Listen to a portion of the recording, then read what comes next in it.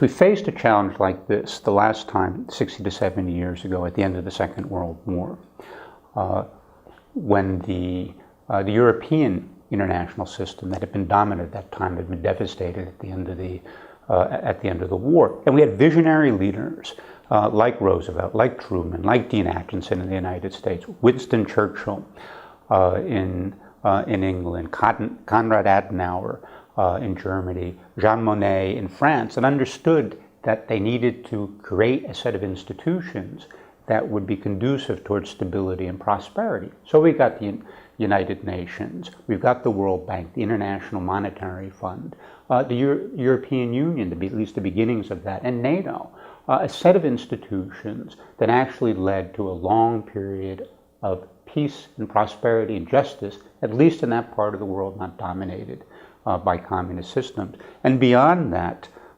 a system that was resilient enough to stand up to the challenges posed by a hostile Soviet force.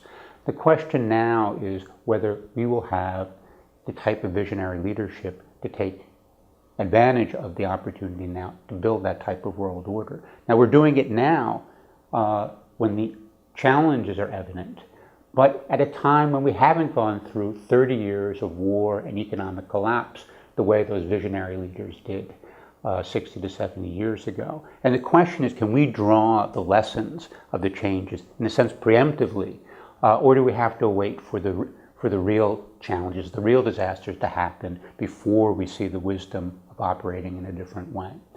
There have been some efforts to deal with the changes. We've seen a debate on how the UN Security Council is structured.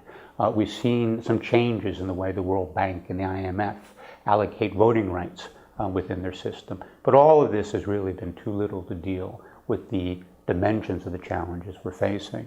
So the real question for the next decade is whether those new leaders will emerge, whether the new ideas will emerge that will help put us on a path towards greater peace, greater prosperity, greater justice, or will we fail to come up with those ideas, fail to come up with that leadership, and find that the crisis that we're facing now only deepens.